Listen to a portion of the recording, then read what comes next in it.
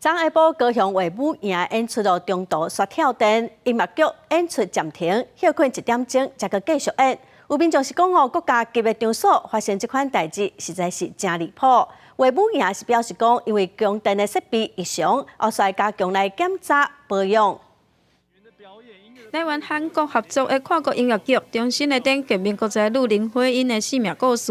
5号来到高雄卫武营文化中心戏剧院演出，表演过程煞跳电，演出中断将近1点钟，嘛引起部分观众反弹。大概才刚开始半个多小时，就演到那个地方的时候，突然后面的荧幕嘛，就有2个 LED 灯突然就跳掉，跳掉以后就出现一行英文字，然后那时候我就觉得很奇怪，为什么会跳掉？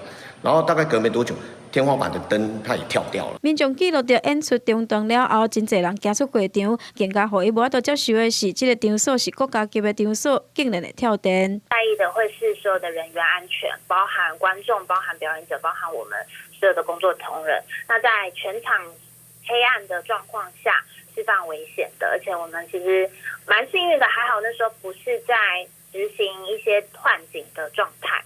音乐剧制作人回应，确认现场设备无异常，才恢复演出。无法度继续观赏的民众会当专业来退票，还是换场厝。嘛讲向停电，确实会互剧团欢乐，敢会造成人员安全的问题，加载无出状况。哦，那受不了，会俩公，会觉得自己衰爆了。啊，要安怎责怪啦？这种物件是不得已的啊。卫武营这是回应当时是场馆供电设备异常，已经伫当天下晡排除，而且恢复电力的供应。馆内设备拢有定期咧检修，后续会针对这个部分，搁再加强来保养。记者王刘铁口证准高雄报道。